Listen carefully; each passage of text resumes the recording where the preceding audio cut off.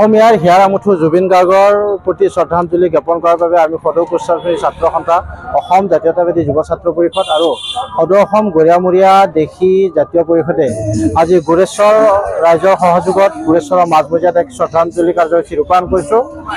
আমি আশা কৰিছোঁ জুবিন গাৰ্গক প্ৰতিজন অসমীয়াই সদায় হৃদয়ত স্থাপন কৰি ৰাখক। আমি বিষ্ণু ৰাভাৰ কথা শুনিছোঁ, জ্যোতিপ্ৰসাদৰ কথা শুনিছোঁ। তেখেতসকলৰ কালজয়ী গীতসমূহ আজিও আমাৰ মাজত সজীৱ হৈ আছে। আমি তেখেতসকলক চকুই পোৱা নাছিলোঁ, কিন্তু আমি জুবিন গাৰ্গক আজি চকুই পাইছোঁ।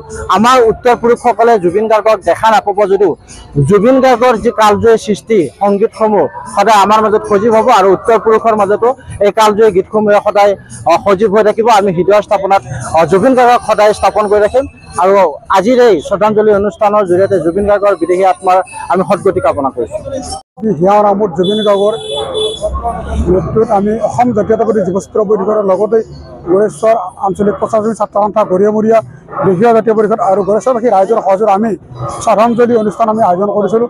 এই অনুষ্ঠানৰ জৰিয়তে আমি জুবিন গাৰ্গৰ চিৰশান্তি কামনা কৰাৰ লগতে আমি অসম চৰকাৰৰ আহ্বান জনাইছোঁ, এই মৃত্যুত যিসকল ব্যক্তি জড়িত আছে তেখেতসকলৰ উচিত তদন্ত কৰিব লাগে আৰু জুবিন গাৰ্গৰ নামত আমি গুৱাহাটীত এখন বিশ্ববিদ্যালয়ৰ লগত বিশ্ববিদ্যালয় এখনত আমি জুবিন গাৰ্গৰ নামকৰণ কৰাৰ লগতে গুৱাহাটীত থকা যিটো পল্টন বজাৰৰ যিটো ষ্টেচন আছে ৰেলৱে ষ্টেচনটো, এই ষ্টেচনত জুবিন গাৰ্গৰ নামত নামকৰণ কৰাৰ বাবে আমি অসম জাতীয়তাবাদী যুৱ ছাত্ৰ পৰিষদ তৰফৰ পৰা আমি আজি সংগঠন সভাত আমি দাবী জনাইছোঁ আৰু অসম চিৰযুগমীয়া কৰি জুবিন গাৰ্গক আমাৰ পাঠ্যক্ৰমত জুবিন গাৰ্গৰ সকলো আমাৰ বিগত সময়ৰ সৃষ্টি আজি এইবিলাক সংৰক্ষণ কৰাৰ বাবে আমি অসম চৰকাৰক দাবী জনাইছোঁ।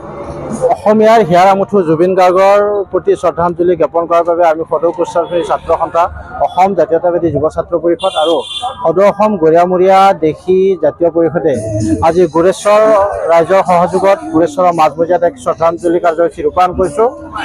আমি আশা কৰিছোঁ জুবিন গাৰ্গক প্ৰতিজন অসমীয়াই সদায় হৃদয়ত স্থাপন কৰি ৰাখক। আমি বিষ্ণু ৰাভাৰ কথা শুনিছোঁ, জ্যোতিপ্ৰসাদৰ কথা শুনিছোঁ। তেখেতসকলৰ কালজয়ী গীতসমূহ আজিও আমাৰ মাজত সজীৱ হৈ আছে। আমি তেখেতসকলক চকুই পোৱা নাছিলোঁ, কিন্তু আমি জুবিন গাৰ্গক আজি চকুই পাইছোঁ।